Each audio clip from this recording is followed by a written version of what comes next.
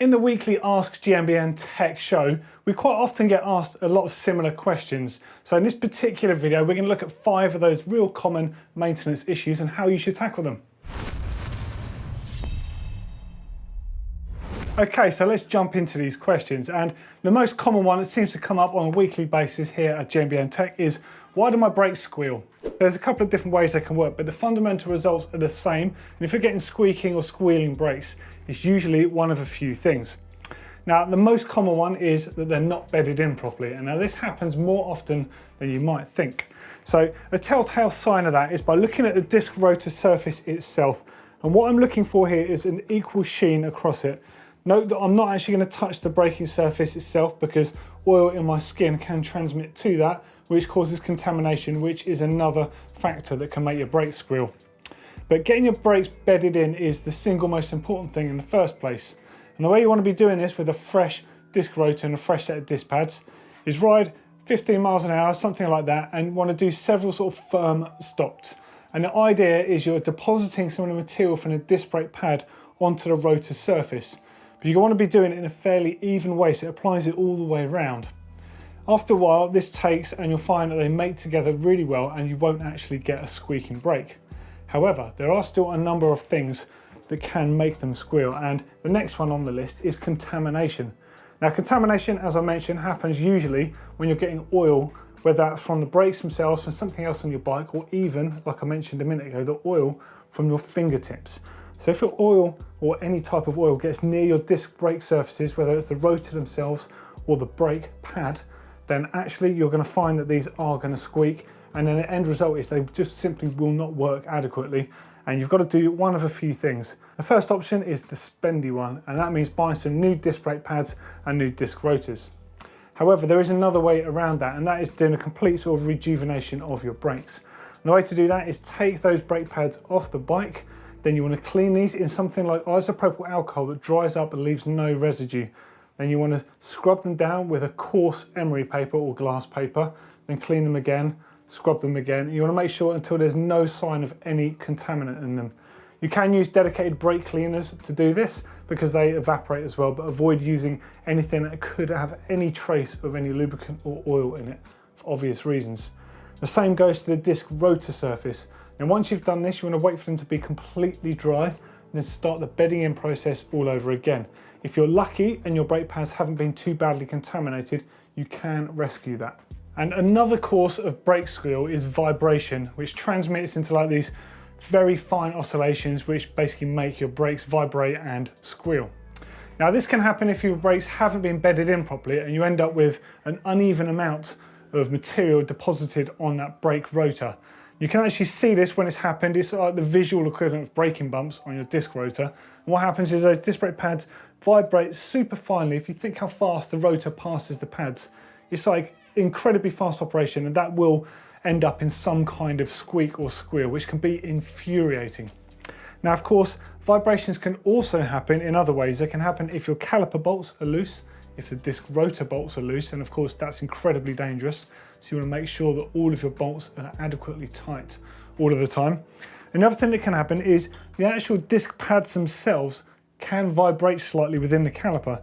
Now, make sure that you've got your retaining clip and the actual bolt that runs through the back of the pads is on and is holding your brake pads in place. Also, in some cases, that has been known for particular bike designs to have that resonation through the frame that you just can't get rid of a squeaking brake. It tends to happen on the back rather than on the front. As we have seen on a few different bikes, particularly on the downhill World Cup scene, is braking dampers that basically absorb that resonation.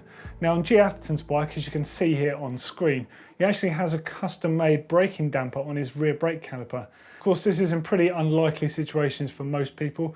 Thinking of someone like G doing average speeds on a World Cup course when he's hanging on those brakes. It's a bit different to you or I doing regular trail riding. Now, there is one other circumstance when your brakes can squeal. Now, there are different types of brake pad, and depending on what you use them for and how you use them, it is possible to glaze the pads over. For example, you get sintered and you get resin. The sintered pads have particles of metal in them. They're generally better in wetter conditions. They cope with that a lot more, but they also cope with high heat. Resin pads less so. And a resin pad, when it heats up massively, they can glaze over. So whilst the resin pad is extremely good and powerful, they can suffer at the hands of becoming glazed over. And when that happens, it feels like your brakes, you're running with polished brake surfaces. So although the brake will work, you're not actually getting that grabby feel. And as a result of that, they can get that resonation, which again transmits into squealing. If that's the case, then you can start by renovating those brake pads just like we showed a minute ago, and the same with your disc rotors. But if not, then it might be time for new brake pads for you. Okay, so the next one on the list is also braking related, and it says, why does my brake lever pull close to the bar? Okay, so there's a few things that this can be here. So on any set of mountain bike disc brake levers, you'll find there's going to be at least one adjustment. That will usually be the reach adjustment. Now occasionally that can be wound in too far, which means your brake lever actually pulls really close to the handlebar as opposed to coming on straight away. So you can play with those. But the real reason your brakes end up pulling closer to the lever is as your brake pads wear, to compensate for that, the pistons push out slightly, and basically the fluid has to compensate for that. So you can counter that with that reach adjustment dial, but it only goes so far. So you will find at some point you'll max that out and your lever will stop pulling closer to the bar. This also happens if you have got some air in the system. So with air in the system, the case is you're going to have to just give your brakes a bleed, because that is the way. You might just be able to do a lever bleed, which might be the answer for you, and that's obviously a very quick and easy way around the problem. But as for the lever just pulling to the bar because the pads have worn, firstly, if your pads have still got enough life on them and you're happy to keep using those, then you can do what's called a mini bleed, which is basically just bleeding the lever. So the idea of overfilling the brake lever is you filling up the reservoir here with as much fluid as you possibly can, put the cap back on, and when you go to pull the brake lever, you'll find, just because you've overfilled the system, that the brakes actually feel a lot more solid, and therefore your brake lever will not be pulling all the way to the handlebar. It's quite a simple process to do. You can do this on SRAM brakes, you can do it on Shimano brakes and Maguras in fact, and most other brakes. And as you can see on screen, I'm demonstrating here with a set of Shimano brakes, but the principle is very similar using SRAM, except with the SRAM brakes you tend to have to use a syringe in order to get the fluid into the lever. You can, of course, make sure your levers are horizontal and add brake fluid directly to those. And of course with SRAM you need to make sure it's DOT brake fluid. With Shimano's and Maguras and other brakes it tends to be mineral fluid, so it's essential that you get the right fluid when you do that. Okay, next up on that list is, why is it hard to inflate my tyres through a presta valve? Okay, so to understand what could be clogging it, we need to identify the type of valve and make sure you're using the correct pump adapter on those. Now there are two types, there's presta and a schrader, which is also known as car valve. Now this particular one is threaded all the way down, but it's quite common to find these with a black rubber stem and just simply have threads on the top with a black cap that screws in place. But more commonly on tubeless tyres, you see the presta design. The presta valve itself has a few components to it. It has the valve stem, it has the valve nut which holds it in place, it has the valve core which is actually removable, and then within the core on the end it has the captive nut which tightens, meaning air can't go in or out, and loosens, meaning air can go in, and when you press it or depress it, then the air can come out. As you can see, when I do this, you can see it moving on the inside there. Now, this fundamentally is the thing that can create problems. If you're running your bike tubeless, then these can get gunked up. The tubeless sealant can block up the main valve stem and actually stop this and congeal it, much like blood does, which is really how tubeless sealant works. And you can actually bung this up enough that you can get pressure through it, but very, very slowly. And quite often when you're pumping, because there's such resistance for the air to get through this, the actual head of the pump can pop off the valve altogether. Now the solution is to take these out from time to time and clean them. So if you just take the valve core out of the stem and clean that in some hot water, and then any rubber bits you can see, you can pull them off. Alternatively, you can get, they're quite hard to get, but you can get these as separate pieces. And it's always worth, when you have old inner tubes, taking off the valve cores, keeping them. And the same goes for schrader ones. You can also remove the cores from schrader valves, but you don't need to do that as often as you would with one of these. Now, the other thing, of course, with these is, if you're the hand-fisted type, they're very easy to damage, because as you can see, the nut itself, when it screws onto there, is very thin. And if you bend that, it's actually never going to sit in there correctly. And what that means is sometimes it's going to leak air, or you're never going to be able to get air into it in the first place. So make sure that your valves and your valve stems and your valve cores are all in good working order. It's well worth getting a valve core removal tool like this one you can see on the screen now. You'll never need to get another one as long as you don't lose it, and they work really well. Now, of course, the other thing to consider is the pump itself that you're using. Now, pumps all have a different chuck or a head on them, but most modern pumps, you'll find that you won't have to change anything. They'll actually include presta and schrader, but even then, it's really important how you put them onto them. You have to unscrew the captive nut on top of the valve, and you make sure you push it fully into the actual head of the pump, and then you would engage it like so, and that means the air will come through there. And just to demonstrate, if I close that captive nut, you'll see that air will not go through there. So you're going to be struggling getting air through that. And also, just to demonstrate, if it's a tiny bit open, this would simulate if it's got a blockage.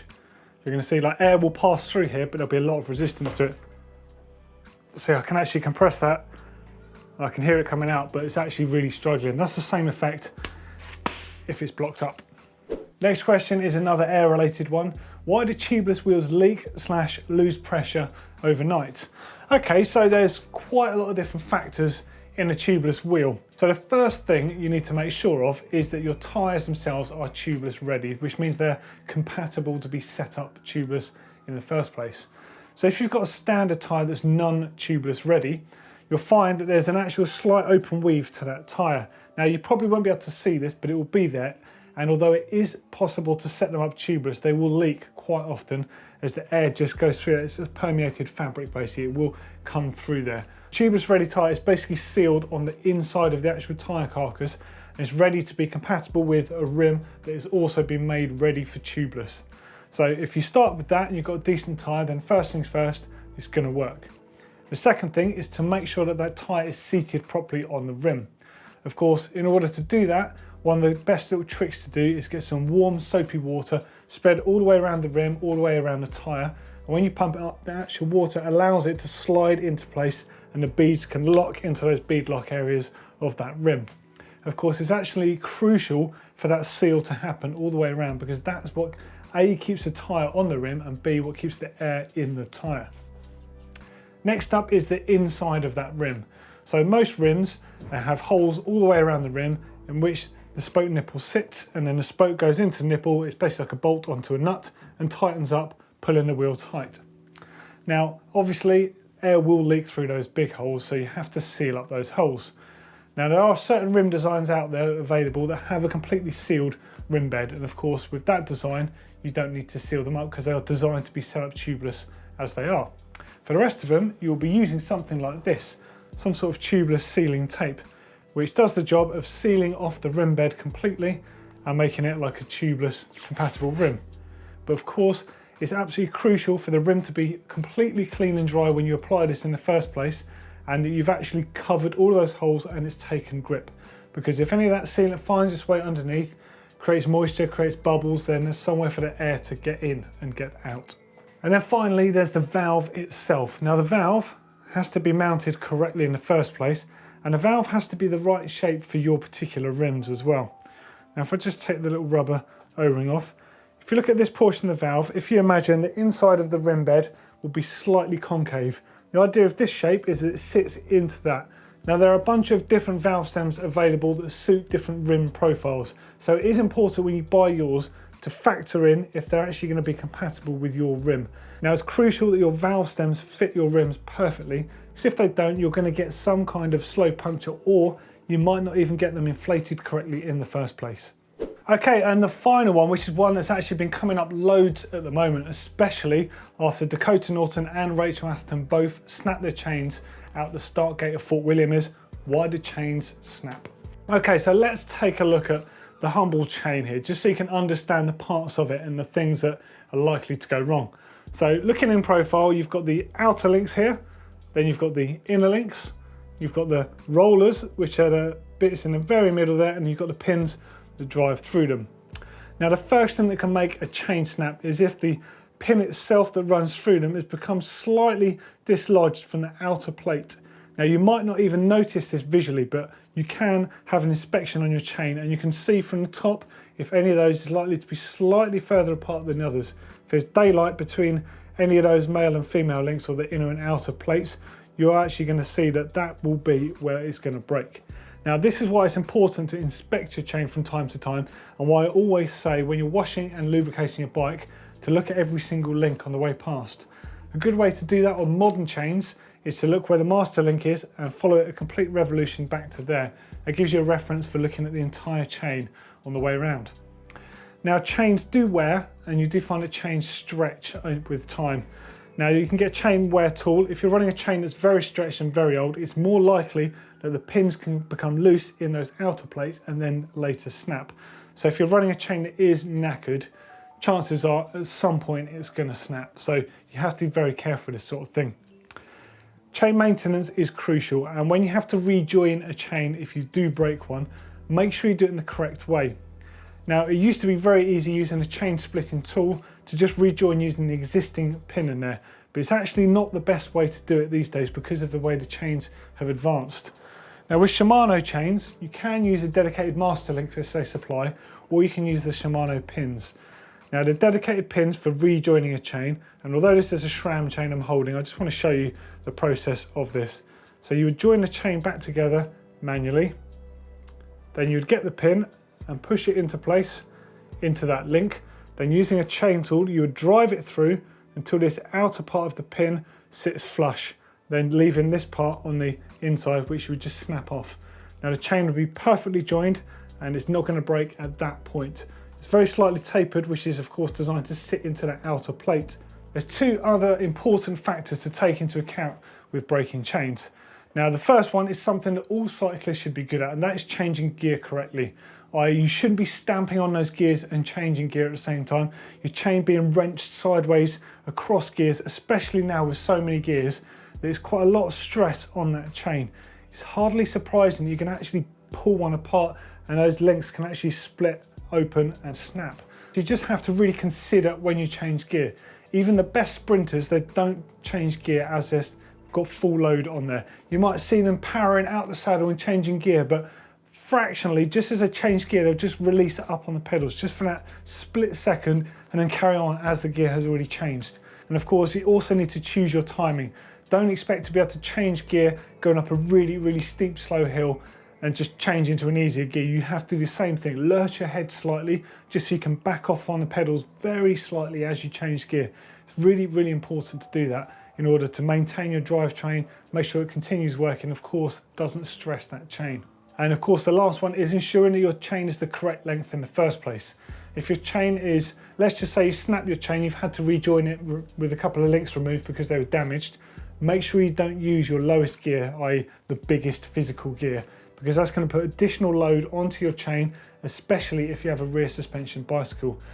At the first opportunity, you should try and replace those links, or if you need to, replace the chain to get it back to the correct length so you can use all your gears without additionally stressing everything. So there we go, there's a few of the common questions we seem to get here at Ask GMBN Tech. I will be putting some more of those on, including that common question about the long fork on a bike. We're going to look at all these sort of things in a future video. So make sure you get your questions in. Again, we want to make sure we emphasize the point. This video is all about those common questions that we get a lot of. So hopefully this has answered some of those questions. If you want to know a bit more about some of this stuff in depth, click down there for Tubeless 101. So that's the detailed video on everything about tubeless, the difference in the tyres, how to tape up the rim, how to inflate them, how to do the dry run, like I told you about. It's the whole lot. That is the video for you. And if you know how to join a chain 3 ways, click up here. So that's basically using a master link, using the Shimano pin and using the chain tool, which of course is a get you home version of how you should join a chain. But of course, a chain tool is included on a lot of multi-tools, so it's very valid. As always, click on that round globe to subscribe to the channel. We've got great content for you every single week here at GMBN Tech.